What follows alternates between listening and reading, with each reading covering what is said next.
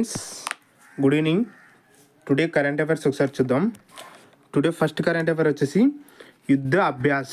ఇది ఎవరికి జరుగుతుందంటే ఇండియాకి యుఎస్ఏకి ఆర్మీ ఎక్సర్సైజ్. ఇది ఇప్పుడు 2024లో ఎన్నో ఎడిషన్ అంటే 20th ఎడిషన్.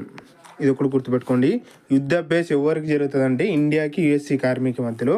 2024లో ఎన్నో ఎడిషన్ అంటే 20th ఎడిషన్. ఇది దానికి సంబంధించిన మ్యాటర్ చూద్దాం ఒకసారి. ద 20th ఎక్సర్సైజ్ ఆఫ్ యుద్ధ అభ్యాస్ మిలిటరీ ఎక్కడ జరిగిందంటే ఇది రాజస్థాన్లో జరిగింది. ఈ ఎడిషన్ అంటే ఇప్పుడు 2024లో 20th ఎడిషన్ ఎక్కడ జరిగిందంటే రాజస్థాన్లో జరిగింది. 19th ఎడిషన్ ఎక్కడ జరిగిందంటే అలాస్కాలో జరిగింది. 19th edition. అదే 18th ఎడిషన్ వచ్చేసి ఉత్తరాఖండ్లో జరిగింది. ఇండియాకి యుఎస్ఏకి మధ్య ఉన్న ఎక్సర్సైజ్ వచ్చేసి రెడ్ ఫ్లాగు, తర్వాత వజ్ర ప్రహారు,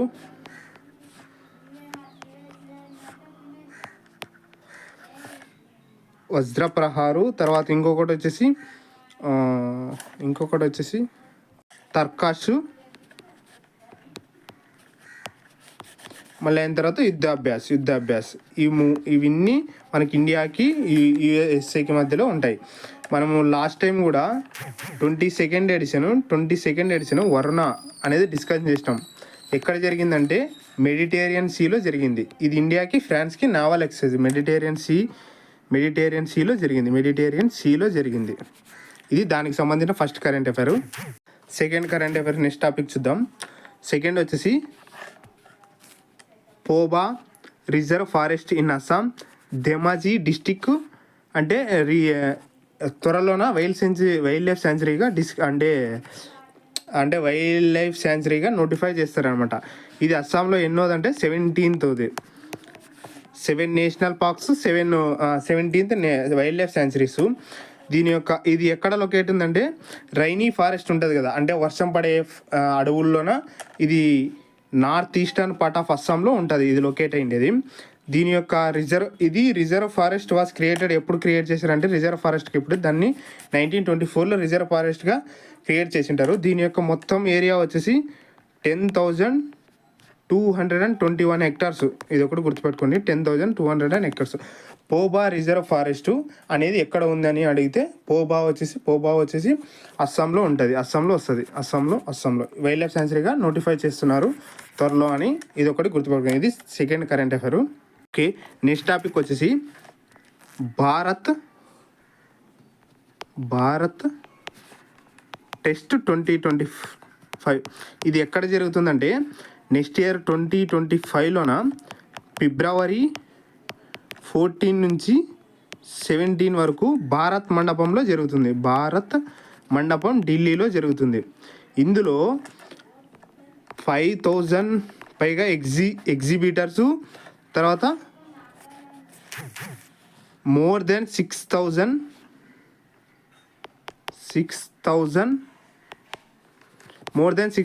ఇంటర్నేషనల్ బయర్స్ కూడా ఇందులో పార్టిసిపేట్ చేస్తున్నారు. అంటే 5,000 ఎగ్జిబిటర్స్, తర్వాత మోర్ దెన్ 6,000 ఇంటర్నేషనల్ బయర్స్ కూడా ఇందులో పార్టిసిపేట్ చేస్తున్నారు. దీన్ని ఎవరు అంటే దీన్ని నోడల్ ఏజెన్సీగా ఏది ఉంటుందంటే మినిస్ట్రీ ఆఫ్ టెక్స్టైల్స్. ఇప్పుడు మనకు మినిస్ట్రీ ఆఫ్ టెక్స్టైల్స్కి ఎవరు ఉన్నారంటే గిరిరాజ్ సింగ్ ఉన్నారు. ఇది ఒకటి గుర్తుపెట్టుకోండి, గిరిరాజ్ సింగ్ ఉన్నారు. మనకు 2023లోన పిఎం మిత్రా అనే స్కీమ్ మీద 7 టెక్స్టైల్ పార్క్ని ఏర్పాటు చేస్తామని పిఎం మోడీ ప్రకటించినారు కదా. టెక్స్టైల్స్ పార్క్ని ఓపెన్ చేస్తామని పిఎం మోడీ ప్రకటించినారు. అందులో బాగానే టార్గెట్ ఎంత ఉంటుందంటే 5F టార్గెట్ పెట్టుకుంటాం మనం. అంటే farm to fibre, fibre to factory to fashion, తర్వాత ఫ్యాషన్ టు ఫారెన్. ఫస్ట్ వచ్చేసి ఫైబరు, సెకండ్ వచ్చేసి ఫస్ట్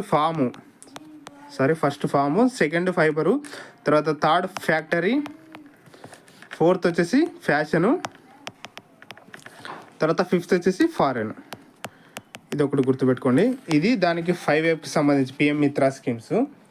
ఇది దానికి సంబంధించిన భారత్ టెస్ట్ 2025 ఎప్పుడు జరుగుతుంది అంటే 2025లో ఫిబ్రవరి 14 నుంచి 17 వరకు నెక్స్ట్ ఇయర్లో జరుగుతుంది. ఎక్కడ జరుగుతుంది అంటే భారత్ మండపం న్యూఢిల్లీలో జరుగుతుంది. ఇది దానికి సంబంధించిన current affair. Next current affair ఒకసారి చూద్దాం. నెక్స్ట్ కరెంట్ అఫైర్ వచ్చేసి UP government setup Vedic 3D museum. ఇది ఎక్కడ అంటే వారణాసి అంటే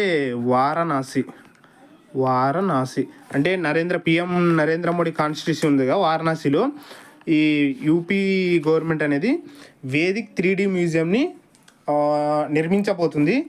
దీన్ని పూర్తి నేమ్ వచ్చేసి దీని మెయిన్ బిల్డింగ్ నేమ్ వచ్చేసి సంపూర్ణానంద్ సాంస్క్రిట్ యూనివర్సిటీ అంటారు. ఇది ఒకటి గుర్తుపెట్టుకో. మనకి ఇంత అంటే ఏపీ కానీ టీఎస్ పీపుల్స్ కానీ ఈ స్కీమ్స్ ఈ 3D మ్యూజియం ఎక్కడ ఈ ప్లేస్ ఏ స్టేట్ అని అడుగుతారు. ఇది ఒకటి గుర్తుపెట్టుకోండి. UP government Varanasi. తర్వాత నెక్స్ట్ కరెంట్ అఫైర్ ఒకసారి చూద్దాం. నెక్స్ట్ కరెంట్ అఫైర్ వచ్చేసి లోరియల్ ప్యారిస్ రోప్స్కి ఆలియా భట్ బ్రాండ్ అంబాసిడర్గా ఎన్నికయ్యారు. లోరియల్ ప్యారిస్ రోప్స్కి ఎవరు బ్రాండ్ అంబాసిడర్గా ఉన్నారంటే ఆలియా భట్ ఉన్నారు. తర్వాత ఇంకా కొన్ని బ్రాండ్ అంబాసిడర్ తెలుసుకుంటే పూమాకి వచ్చేసి నితీష్ కుమార్ రెడ్డిను రియాన్ పరాగ్ ఉన్నారు. తర్వాత టొబాకో కంట్రోల్కి పివి సింధు ఉన్నారు. తర్వాత ఎస్బీఐకి తర్వాత జియో మార్ట్కి ఎవరు ఉన్నారంటే ఎంఎస్ ధోని ఉన్నారు జియో మార్ట్కి. తర్వాత యూనిసెఫ్కి ఎవరు ఉన్నారంటే ఆయుష్మాన్ ఖురానా ఉన్నారు యూనిసెఫ్. ఇది దానికి సంబంధించిన current affair. Next current affair వచ్చేసి Siddharth Agarwal, very very important. Siddharth Agarwal బెంగళూరుకి చెందిన అంటే ఓల్డెస్ట్ ఇండియన్ టు స్విమ్ సోలోగా ఇంగ్లీష్ ఛానల్ని స్విమ్ చేశారనమాట. ఓల్డెస్ట్ పర్సన్ ఈయన సిద్ధార్థ్ అగర్వాల్. ఈయన కర్ణాటక చెందిన వ్యక్తి. 49 ఇయర్స్ ఓల్డ్. ఈయన ఎన్ని కిలోమీటర్లు దాటారంటే 22 కిలోమీటర్స్ 15 అవర్స్ ప్లస్ 6 మినిట్స్లో అంటే ఈయన క్రాస్ చేశారనమాట. ఇంగ్లీష్ ఛానల్ ఎక్కడ ఉంటుందంటే ఇప్పుడు ఇది బ్రిటన్ అనుకుంటే ఇది ఫ్రాన్స్ అనుకుంటే ఈ రెండింటి మధ్యలో ఇంగ్లీష్ ఛానల్ అనేది ఉంటుంది. ఇక్కడ లాంగెస్ట్ డిస్టెన్స్ ఉంటుంది 520 కిలోమీటర్స్ ప్లస్ ఉంటుంది. ఇక్కడ షార్టెస్ట్ డిస్టెన్స్ ఉంటుంది 42 కిలోమీటర్స్ సంథింగ్ ఉంటుంది. ఇప్పుడు ఈయన 42 కిలోమీటర్స్ సిద్ధార్థ్ అగర్వాల్ ఛేదించారనమాట దీన్ని. ఇంతకుముందు మనకు ఫాస్టెస్ట్ ప్లస్ యంగెస్ట్ స్విమ్మర్గా ఎవరు ఉండేవారంటే జిఆర్ఐ, మన దేశం అమ్మాయి జిఆర్ఐ, మహారాష్ట్రకు చెందిన person. 16 years old, youngest plus ఫాస్టెస్ట్గా మనకు స్విమ్ చేసి ఉంటుంది ఇంగ్లీష్ ఛానల్. ఇది ఒకటి గుర్తుపెట్టుకోండి. తర్వాత మన first Indian person male Mihir Sen English channel దాటిన ఫస్ట్ పర్సన్ ఈయన మిహిర్ సేన్. ఎప్పుడంటే 1958. ఇది ఒకటి గుర్తుపెట్టుకోండి. ఎవరంటే ఫస్ట్ ఇంగ్లీష్ ఛానల్ని దాటిండేది వచ్చేసి మిహిర్ సేన్. ఈయన మేను అనమాట. తర్వాత first women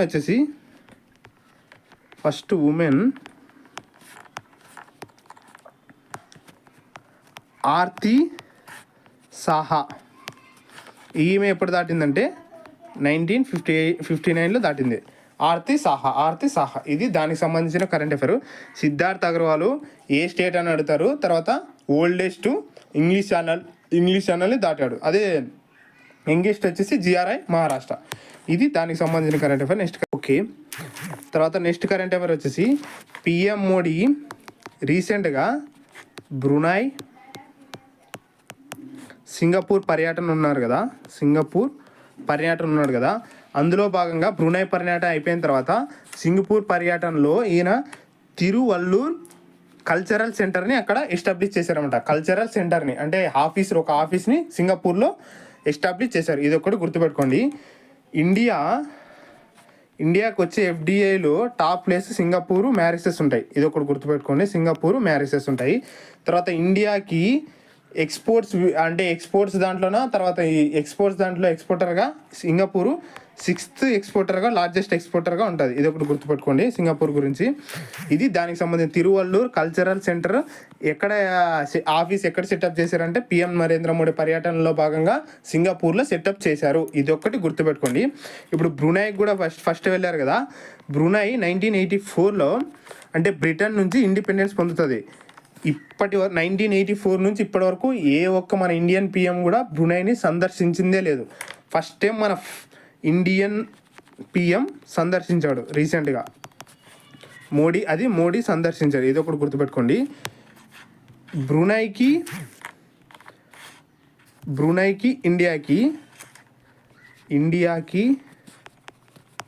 బ్రునైకి diplomatic relations 40 years complete అయినాయి. ఇది ఒకటి గుర్తుపెట్టుకోండి. Diplomatic relations 40 years completed.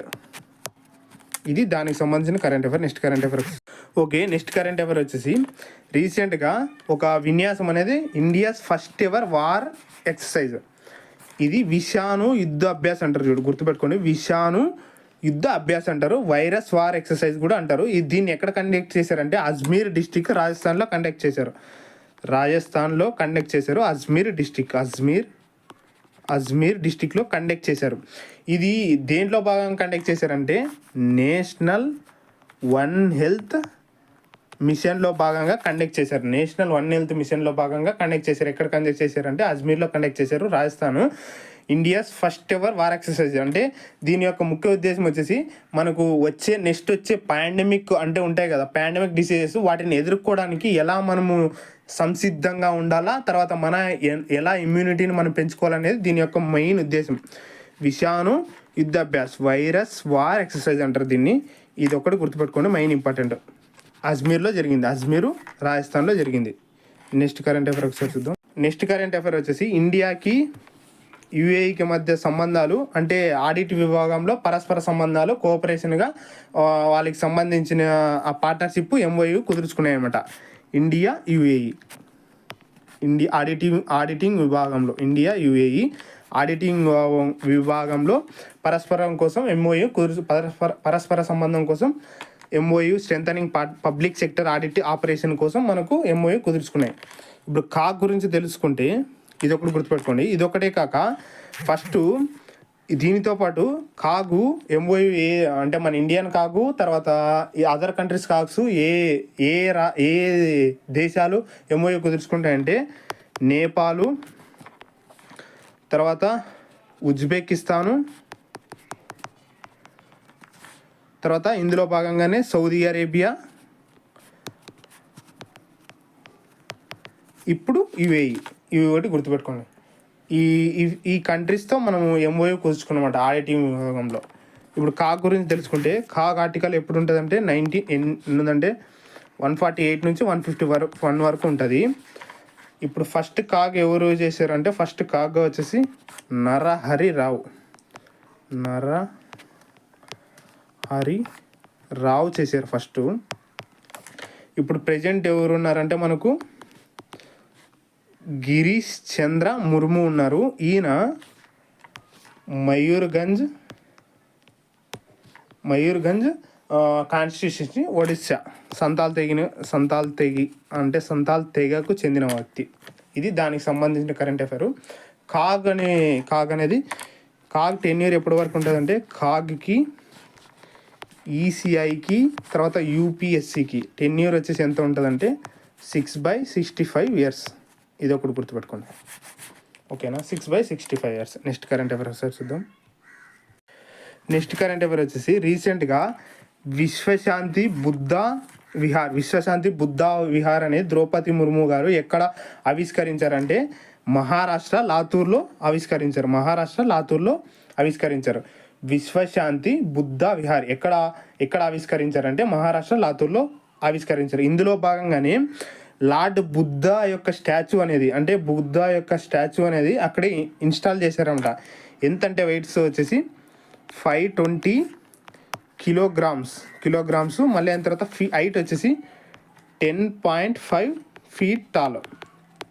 ఇవి రెండు గుర్తుపెట్టుకోండి. లార్డ్ బుద్ధ యొక్క అంటే స్మాల్ స్టాచ్యూ కూడా అన్వీల్ చేశారు. దీన్ని ఎన్ని హెక్టార్స్లో బిల్డ్ చేశారంటే 1.15 hectares ఆఫ్ ల్యాండ్లో బిల్డ్ చేశారు. దీంట్లో అకామిడేషన్గా ఎంతమంది ఉండొచ్చు అంటే 1200 మంది పీపుల్స్ కూడా ఉండొచ్చు. దీని యొక్క గేట్ డిజైన్ ఎలా ఉంటుందంటే మనకు శాంచీ స్తూపం గేట్ ఉంటుంది కదా, దాని విధంగానే దీని యొక్క గేట్ కూడా ఉంటుంది.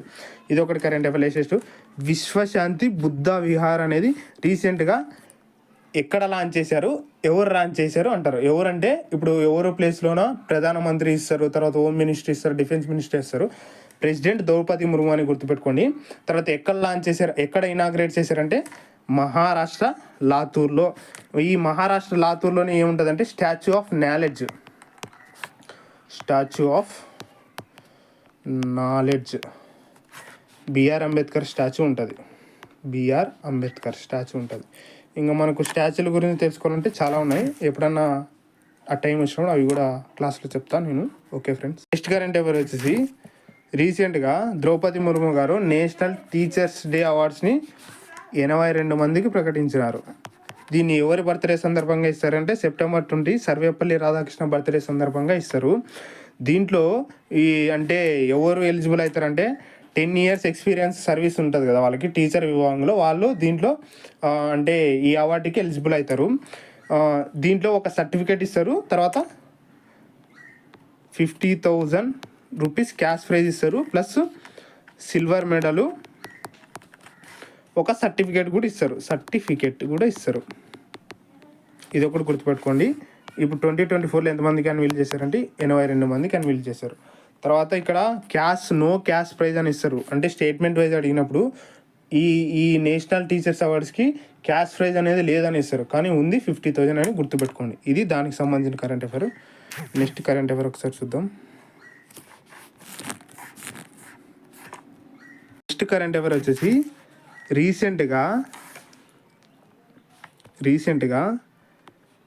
ఎన్ఎల్ఎఫ్టి అంటే national liberation front of Tripura, మళ్ళీ అయిన తర్వాత ఇంకోటి వచ్చేసి ATTF all Tripura tiger force recently signed MOU, అంటే MOU కుదుర్చుకున్నాయి అనమాట. ఎవరితో కుదుర్చుకున్నాయి? గవర్నమెంట్ ఆఫ్ ఇండియాను మళ్ళీ అయిన తర్వాత గవర్నమెంట్ ఆఫ్ త్రిపుర, వీళ్ళిద్దరితో MOU కుదుర్చుకున్నాయి. ఎందుకంటే 30 ఏళ్ళ నుంచి అక్కడ జరుగుతున్న కాన్ఫ్లిక్ట్ని ఒక దారిలో పెట్టాలని, ఇంకా కాన్ఫ్లిక్ట్స్ అనేది అంటే రక్షణ రంగం అంటే ఇది ఆ టైగర్ ఫోర్స్ ఉంటుంది కదా, వాళ్ళ యొక్క దాడులను తగ్గించడానికి, ఈ కాన్ఫ్లిక్ట్స్ని తగ్గించడానికి రీసెంట్గా MOU కుదుర్చుకున్నాయి అనమాట. దీంట్లో ఎవరు పార్టిసిపేట్ చేశారంటే మన హోమ్ మినిస్టర్ కూడా పార్టిసిపేట్ చేశారు, అమిత్ షా. మరి అయిన తర్వాత త్రిపుర CM మానిక్ షా కూడా పార్టిసిపేట్ చేశారు. ఇది దానికి సంబంధించిన current affairs.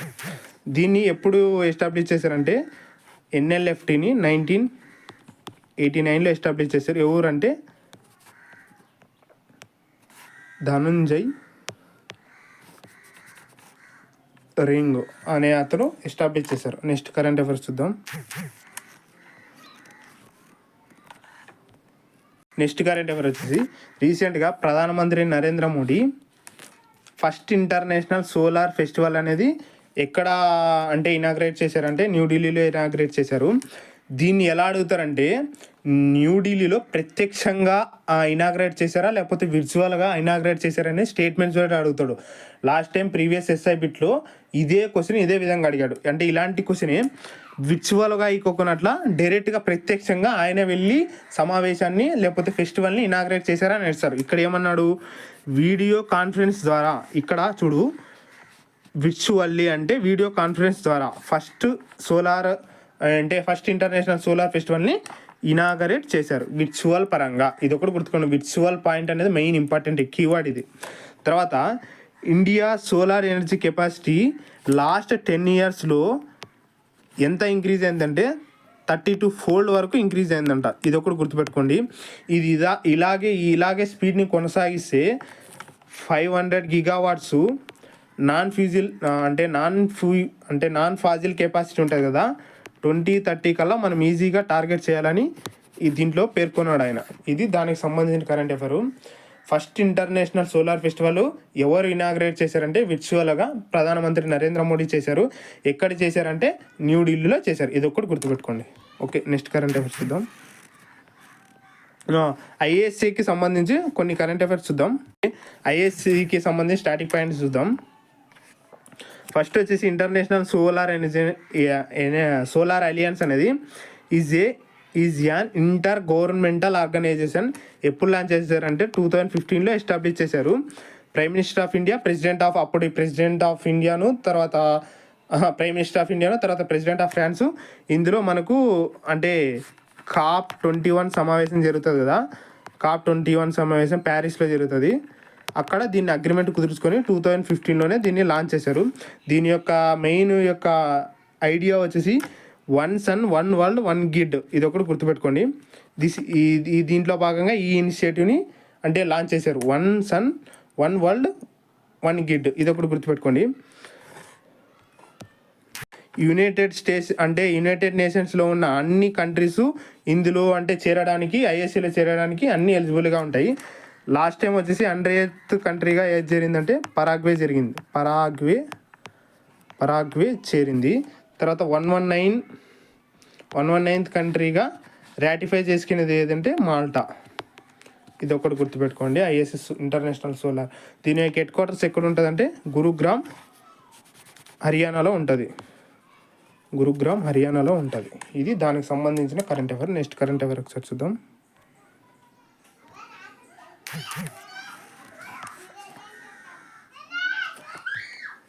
Next current affair వచ్చేసి రీసెంట్గా అల్జీరియా న్యూ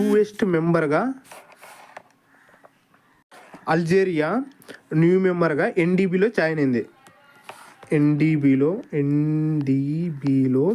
న్యూ మెంబర్గా ఎవరు జాయిన్ అయ్యారంటే అల్జీరియా. దీన్ని ఏమంటారంటే బ్రిక్స్ బ్యాంక్ అంటారు. ఇప్పుడు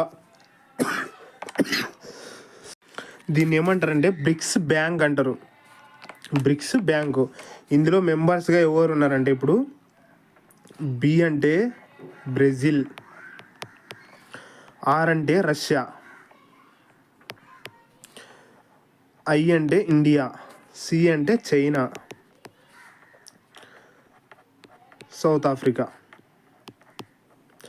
ఈ 5తో పాటు ఇంకా ఏవేవి ఉంటాయంటే బంగ్లాదేశ్. ఎన్డీబీలో చెప్తున్నా నేను, బ్రిక్స్లో కాదు, ఎన్డీబీలో చెప్తున్నా. బంగ్లాదేశు, తర్వాత ఈజిప్టు, తర్వాత యుఏఈ, తర్వాత ఉరుగ్వే. ఇవి దాని టోటల్గా ఎన్ని ఉన్నాయి? ఇవి 5 కంట్రీస్, ఇవి 4 కంట్రీస్, 9 అయినాయా. ఇప్పుడు 10th కంట్రీగా ఏది వచ్చిందంటే అల్జీరియా అనేది గుర్తుపెట్టుకోండి. ఎన్డీబీలో న్యూ మెంబర్గా ఏది జాయిన్ అయిందంటే అల్జీరియా అనే దేశం జాయిన్ అయింది. ఈ ఉరుగ్వే గురించి చెప్పాలంటే ఉరుగ్వే మొట్టమొదటిసారిగా అంటే ఇది గంజాయి సాగుని చట్టబద్ధం చేసిన దేశం వచ్చేసి ఇదే ఉరుగ్వేనే, గుర్తుపెట్టుకోండి. అది ఏషియాలో వచ్చేసి థాయిలాండ్ అనుకుంటా, మన ఇండియాలో యూకే అంటే ఉత్తరాఖండ్, హిమాచల్ ప్రదేశ్. ఇది దానికి సంబంధించి ఎన్డీపీకి సంబంధించిన పూర్తి వివరణ. దీన్ని ఈ దేశాలు కూడా యాక్సెప్ట్ చేసినాయి. ఈ దేశాలు ప్లస్ ఇంకా బ్రిక్స్ గురించి చెప్తాను. బ్రిక్స్ అవి ఆ కంట్రీస్ కూడా వెల్కమ్ చేసినాయి అల్జీరియాని. నెక్స్ట్ చూద్దాం. నెక్స్ట్ వచ్చేసి ఇది దానికి సంబంధించిన current affair. Next NDB formation ఎప్పుడు జరిగిందంటే 2014లో దీన్ని సైన్ చేశారు. ఇది ఎప్పుడు ఫోర్స్లోకి వచ్చిందంటే 2015 జూలైలో ఫోర్స్లోకి వచ్చిందనమాట. దీంట్లో ఫస్ట్లో ఎంతమంది ఉన్నది? Brazil, Russia, India, China, south Africa మాత్రమే ఉండేది. తర్వాత బంగ్లాదేశ్, ఈజిప్టు, యుఏఈ, ఉరుగ్వే అనేవి దీంట్లో జాయిన్ అయ్యి లేటెస్ట్గా అల్జీరియా జాయిన్ అయింది. ఇది దానికి సంబంధించిన కరెంట్ అఫైర్. దీని యొక్క హెడ్ క్వార్టర్స్ వచ్చేసి షాంఘై, చైనా ఉంటుంది. తర్వాత దీనికి ఇప్పుడు ప్రెసిడెంట్గా అంటే హెడ్గా ఎవరున్నారంటే దిల్మా రౌసెఫ్ ఉన్నారు.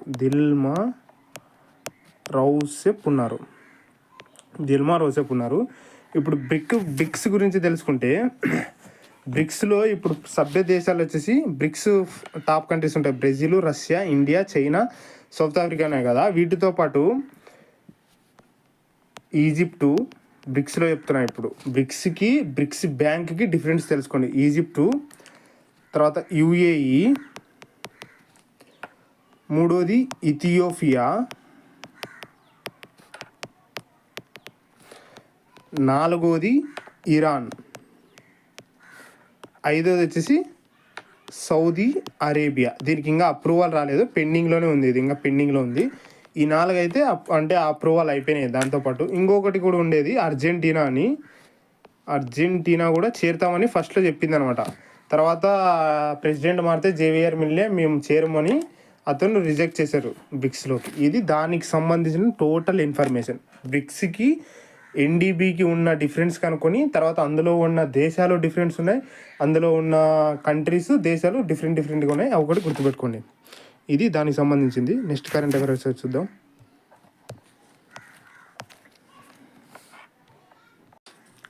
ఇంకో కరెంట్ అఫైర్ వచ్చేసి అజయ్ రాత్రా. ఈయన మనకు ఇండియన్ ఫార్మర్ క్రికెట్ కీపర్ అనమాట. Indian former cricket wicket keeper. ఈయన ఇప్పుడు ఇండియన్ క్రికెట్ సెలెక్షన్ కమిటీలోకి మెంబర్గా జాయిన్ అయ్యాడు అన్నమాట. ఇండియన్ క్రికెట్ సెలెక్షన్స్ కమిటీ మెంబర్గా జాయిన్ అయ్యారు. ఈయన ఎవరిని రీప్లేస్ చేశారంటే సలీల్ అంకోలా అనే వ్యక్తిని రీప్లేస్ చేశారు. ఇప్పుడు టోటల్గా సెలెక్టర్స్ ఎంతమంది ఉన్నారంటే శివ్ సుందర్ దాసు, సుబ్రటో బెనర్జీ, శ్రీధరన్ శరత్, వీళ్ళతో పాటు అజయ్ రాత్రా. వీళ్ళు నలుగురు ఎవరి కింద అంటే వీళ్ళు సెలెక్టర్స్ ఓన్లీ, అంటే సెలెక్టర్ కమిటీ మెంబర్స్ ఓన్లీ. వీళ్ళు నలుగురికి చీఫ్ సెలెక్టర్గా ఎవరు ఉంటారంటే అజిత్ అగర్కర్ ఉంటారు. అజిత్ అగర్కర్ కింద వీళ్ళంతా వర్క్ చేస్తారు అనమాట. అజిత్ అగర్కర్ కింద. అదే ఈయన men's cricket team selection committee chief. అదే ఉమెన్స్ వచ్చేసి అమూల్ మజుందర్ ఉంటారు. ఆ తర్వాత హాకీకి రీసెంట్గా జూనియర్ హాకీ హెడ్ కోచ్కి ఎవరు వచ్చారంటే శ్రీజేష్ వచ్చారు. ఈయన కేరళకు చెందిన వ్యక్తి. ఈయన యొక్క జెర్సీ నెంబర్ వచ్చేసి 16. రీసెంట్గా రిటైర్మెంట్ ప్రకటించారు. తర్వాత మళ్ళీ ఇండియాకి హెడ్ కోచ్గా రీసెంట్గా ఎవరు వచ్చినారంటే ఇండియా క్రికెట్కి మెన్స్ క్రికెట్కి రీసెంట్గా హెడ్ కోచ్కి ఎవరు వచ్చినారంటే గౌతమ్ గంభీర్ వచ్చారు. గౌతమ్ గంభీర్ ఎవరిని రీప్లేస్ చేశారంటే రాహుల్ ద్రావిడ్ రీప్లేస్ చేస్తూ మనకు గౌతమ్ గంభీర్ వచ్చారు. నెక్స్ట్ వచ్చేసి రీసెంట్గా రాజస్థాన్ రాయల్స్కి హెడ్ కోచ్గా ఎవరు వచ్చారంటే కోచ్గా ఎవరు వచ్చారంటే రాహుల్ ద్రావిడ్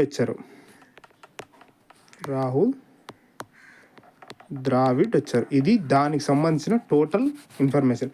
అజయ్ రాత్రా ధోని కంటే ముందు ఇండియా టీంకి వికెట్ కీపర్గా ఉండే అనమాట. ఈయనకి సమ్ ఇంజురీస్ వల్ల వికెట్ కీపర్ నుంచి రెస్ట్ తీసుకోవడం జరిగింది. అప్పుడు ధోని ఎంట్రీ ఇస్తాడు. ఇది దానికి సంబంధించిన current affair. Next current affair ఒకసారి చూద్దాం. కరెంట్ అఫైర్ వచ్చేసి ఇది వరల్డ్లోనే లార్జెస్ట్ లో కార్బన్ హైడ్రోజన్ ఫెసిలిటీ. దీన్ని ఎక్కడ అయినా అంటే ఎస్టాబ్లిష్ చేయబోతున్నారంటే ఎక్కడ బిల్డ్ చేయబోతున్నారంటే టెక్సాస్ అమెరికాలో యుఎస్ఏలో లాంచ్ చేశారు. దీంట్లో అంటే వీళ్ళకి ఎవరు అంటే పార్ట్నర్షిప్గా ఉండి ఎవరు అంటే బిల్డ్ చేయబోతున్నారంటే అబుదాబి నేషనల్ ఆయిల్ కంపెనీను తర్వాత ఎక్సన్ మోబిల్ పార్ట్నర్షిప్ వీళ్ళిద్దరూ కలిసి దీన్ని బిల్డ్ చేయబోతున్నారు అనమాట. ఇది ఎక్సాన్ మోబిల్ అనేది an American multinational oil and gas corporation. ఇది ఒకటి గుర్తుపెట్టుకోండి. ఇవి రెండు కలిసి ఏవి బిల్డ్ చేసాయని అడుగుతారు. ఏవేవి పార్ట్నర్షిప్ కుదురుకొని బిల్డ్ చేయబోతున్నారంటే వరల్డ్స్ లార్జెస్ట్ లో కార్బన్ హైడ్రోజన్ ఫెసిలిటీస్ని ఎక్కడ బిల్డ్ చేస్తున్నారు, తర్వాత ఎవరు పార్ట్నర్షిప్ చేసుకొని బిల్డ్ చేస్తున్నారంటే టెక్సాస్లో బిల్డ్ చేస్తున్నారు. అబుదాబి ఆయిల్ కంపెనీను తర్వాత ఎక్సాన్ మోబిల్ అనేది అమెరికా యొక్క ఆయిల్ కంపెనీను, ఇవి రెండు కలిసి దాన్ని డెవలప్ చేస్తున్నాయి. ఇవి ఫ్రెండ్స్ ఇవాళ కరెంట్ అఫైర్స్. ఒకసారి క్విక్గా రివిజన్ చూద్దాం. వచ్చేసి యుద్ధాభ్యాస్ గురించి నేర్చుకున్నాం. తర్వాత పోబా రిజర్వ్ ఫారెస్ట్ గురించి నేర్చుకున్నాం. తర్వాత భారత్ టెస్ట్ 2025 ఈవెంటు, తర్వాత వేదిక్ 3D మ్యూజియము, ఆలియా భట్ అంబాసిడర్గా లోరియల్ ప్యారిస్, తర్వాత సిద్ధార్థ్ అగర్వాల్ గురించి నేర్చుకున్నాం. తర్వాత తిరువెల్లూర్ కల్చరల్ సెంటర్ గురించి నేర్చుకున్నాం. తర్వాత India's first ever war exercise గురించి నేర్చుకున్నాం. తర్వాత ఇండియా యుఏఈ కాగ్ అంటే public sector audit cooperation MOU గురించి నేర్చుకున్నాం. తర్వాత విశ్వశాంతి బుద్ధ విహార్ ఎక్కడ ఇనాగ్రేట్ చేశారు అనేది నేర్చుకున్నాం. ఎవరు? ద్రౌపది ముర్ము. తర్వాత నేషనల్ టీచర్స్ అవార్డ్స్ గురించి నేర్చుకున్నాం. తర్వాత త్రిపుర MOU విత్ NLFTను తర్వాత ATTF దాని గురించి నేర్చుకున్నాం. తర్వాత ఫస్ట్ ఇంటర్నేషనల్ సోలార్ ఫెస్టివల్ ఎక్కడ జరిగిందని నేర్చుకున్నాం. ఐఎస్ఏ స్టాటిక్ పాయింట్స్, తర్వాత ఎన్డీబీలో న్యూ మెంబర్గా, తర్వాత ఎన్డీబీ యొక్క స్టాటిక్ పాయింట్స్. అజయ్ రాత్రా రీసెంట్గా ఇది చీఫ్ ఇండియన్ క్రికెట్ సెలెక్షన్స్ కమిటీలో ఈయన రీసెంట్గా కమిటీలో మెంబర్గా ఎన్నికయ్యారు. ఇది ఒకటి. తర్వాత వరల్డ్స్ లార్జెస్ట్ లో కార్బన్ హైడ్రోజన్ ఫెసిలిటీ. ఇది today current affairs friends. Thank you friends. నచ్చితే ఇంకెలాగో తెలుసు కదా మనకి, లైక్ చేసుకోండి, సబ్స్క్రైబ్ చేసుకోండి. Thank you friends.